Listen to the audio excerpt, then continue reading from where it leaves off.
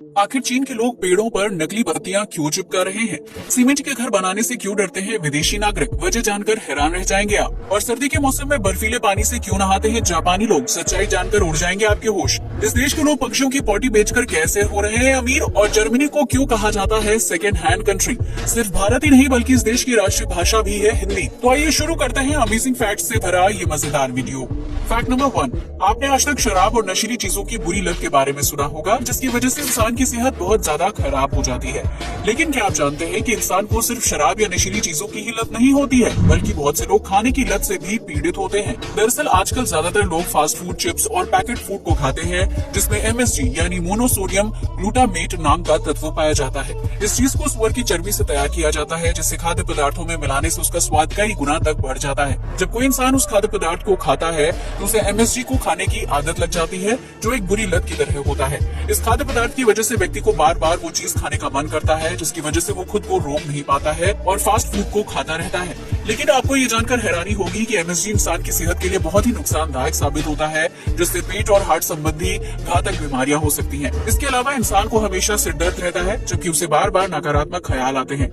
यही वजह है कि विदेशों में खाद्य पदार्थों को बनाने के लिए MSG के यूज पर रोक लगाई गई है।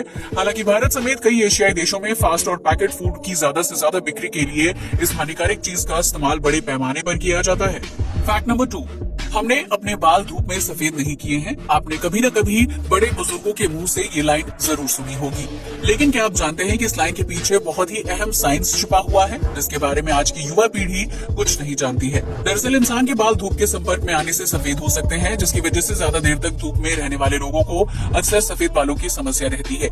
यूं तो इंसान के बाल डेड सेल्स से बने होते हैं, जिसकी जड़ों में मेलेनिन नाम का पिगमेंट पाया जाता है। ये पिगमेंट इंसान की त्वचा और आंखों के रंग के साथ साथ बालों के रंग के लिए भी जिम्मेदार होता है, जो सूरज की हानिकारक यूवी रेज के संपर्क में आने से पूरी तरह से नष्ट हो जाता है। जब इंसान के बालों की जड़ों से मेलेनिन पूरी तरह से खत्म हो जाता है तो उसके बालों की रंगत बदलने लगती है और वो देखते ही देखते सफेद हो जाते हैं। इंसान के बाल डेड सेल्स से बने होते हैं, इसलिए इस पिगमेंट के खत्म हो जाने की वजह से सफेद हुए बाल दोबारा से काले नहीं होते हैं और उन्हें काला करने के लिए अलग अलग प्रकार के हेयर कलर्स का यूज करना पड़ता है। इसलिए अगर आप भी लंबे समय तक जवान और अपने बालों के रंग को सुरक्षित रखना चाहते हैं तो धूप में ज्यादा बाहर निकलने से परहेज करें। फैक्ट नंबर 3, आप में से बहुत से लोगों को लगता होगा कि महिलाएं अच्छी ड्राइवर नहीं होती हैं, जिसकी वजह से वो अक्सर सड़क दुर्घटना के लिए जिम्मेदार होती हैं। लेकिन क्या आप जानते हैं कि जापान में इस तरह के हादसों को रोकने के लिए सरकार ने एक अनोखा नियम बनाया है, जिसके तहत पब्लिक प्लेस, मॉल और मार्केट एरिया में महिलाओं के लिए अलग से पार्किंग बनाई जाती है।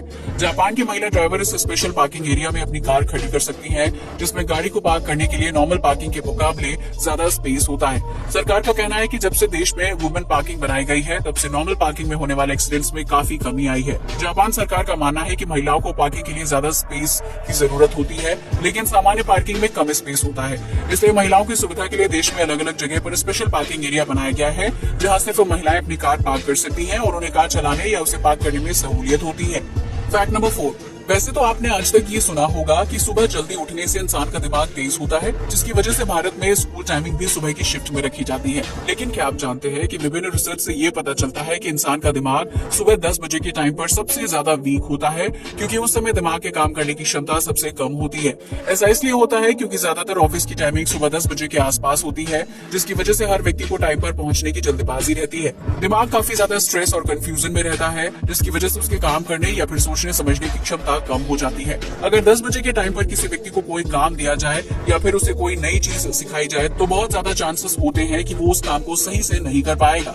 यही वजह है कि सुबह 10 बजे ऑफिस पहुंचने के बाद भी बहुत सारे कर्मचारियों को काम शुरू करने में समय लगता है, क्योंकि उनका दिमाग खुद को काम करने के लिए तैयार कर रहा होता है। यूरोप के बहुत सारे देशों में स्कूल की टाइमिंग सुबह 10 बजे के बाद रखी जाती है, ताकि छात्रों को अपना दिन शुरू करने में किसी तरह की परेशानी का सामना न करना पड़े। फैक्ट नंबर 5, ये तो हम सभी जानते हैं कि चीन किसी भी चीज की कॉपी तैयार करने में माहिर है, फिर चाहे वो पेड़ की पत्तियां ही क्यों ना हो। दरअसल इन दिनों चीन की सड़कों पर हरियाली बढ़ाने के लिए पेड़ पर नकली पत्तियां चिपकाई जा रही हैं, जिसके लिए चीन की सरकार ढेर सारे लोगों को नौकरी पर रख रही है। इस काम को पूरा करने के लिए लोग क्रेन की मदद से पेड़ की ऊंची टहनियों तक पहुंचते हैं और फिर वहां गोंद की मदद से नकली हरी भरी पत्तियों को चिपका देते हैं, जिसकी वजह से पेड़ देखते ही देखते खूबसूरत लगने लगता है। चीनी सरकार का मानना है कि हरियाली देखने से इंसान की आंखों और दिमाग पर सकारात्मक प्रभाव पड़ता है, जिसकी वजह से वो टेंशन फ्री रहते हैं और अपने काम में ज्यादा ध्यान लगाते हैं। यही वजह है कि चीन में जिन पेड़ों की पत्तियां सूख चुकी हैं या फिर उनमें नए पत्ते नहीं उगते हैं, वहाँ कर्मचारियों द्वारा नकली पत्ते लगाने का काम जोरों शोरों से पूरा किया जा रहा है। हालांकि कुछ लोगों का मानना है कि चीन में पेड़ों पर नकली पत्ते इसलिए चिपकाए जा रहे हैं ताकि ये देश खुद को वैश्विक स्तर पर हरियाली से भरा हुआ दिखा सके। Fact number 6। वैसे तो इस दुनिया में बहुत से देश हैं जहां अलग अलग चीजों का प्रचलन रहता है, लेकिन जर्मनी दुनिया का इकलौता ऐसा देश है जहां सेकंड हैंड चीजों का यूज बड़े पैमाने पर किया जाता है।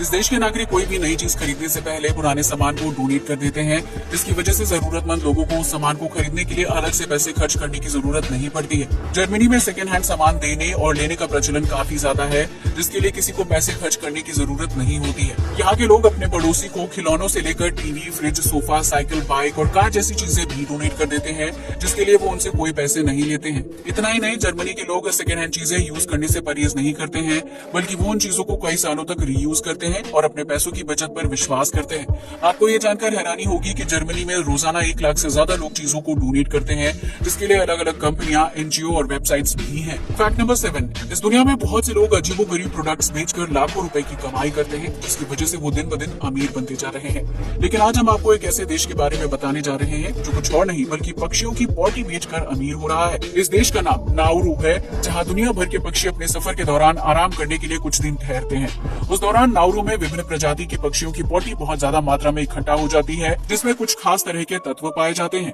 इन पोषक तत्वों को फसल के लिए काफी अच्छा माना जाता है, लिहाजा नाउरू में विभिन्न कंपनियों के कर्मचारी पक्षियों की पॉटी को इकट्ठा करते हैं और फिर उसका यूज करके अलग अलग प्रकार के खेती वाले प्रोडक्ट्स तैयार किए जाते हैं। इन सभी एग्रीकल्चरल प्रोडक्ट्स को नाउरू विभिन्न देशों को ऊंची कीमतों पर बेच देता है, जिसकी वजह से पक्षियों की पॉटी इस देश के नागरिकों और सरकार के लिए किसी वरदान से कम नहीं है।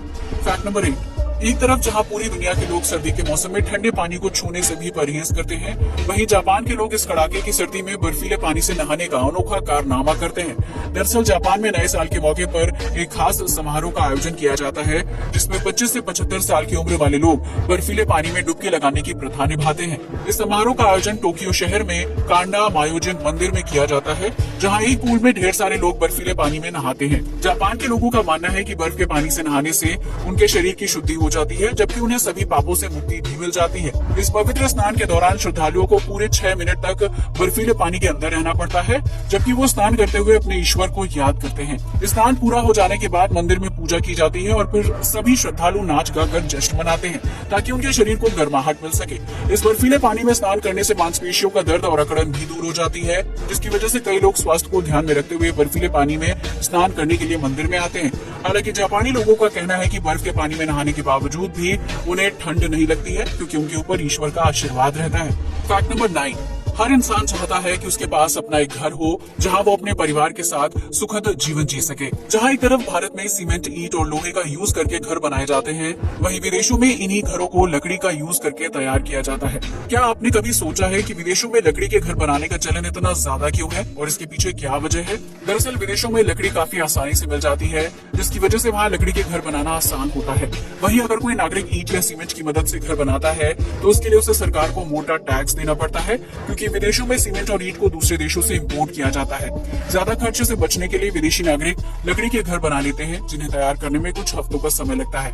इसके अलावा विदेशों में बहुत ज्यादा ठंड पड़ती है, जिसकी वजह से लकड़ी से बने घर में तापमान को नियंत्रित करना आसान हो जाता है। इतना ही नहीं, इन जगहों पर तूफान और सुनामी आने का खतरा भी ज्यादा रहता है, जिसकी वजह से लोग कम लागत से तैयार होने वाला लकड़ी का घर बनाते हैं, ताकि उन्हें आपदा के दौरान ज्यादा नुकसान ना झेलना पड़े। Fact number 10। एक भारतीय होने के नाते आपको ये अच्छी तरह से पता होगा कि हमारी राष्ट्रीय भाषा हिंदी है, जिसकी वजह से सरकारी और आधिकारिक दस्तावेजों में हिंदी का यूज किया जाता है। लेकिन क्या आप जानते हैं कि दुनिया में एक ऐसा देश भी है जिसकी राष्ट्रीय भाषा हिंदी है?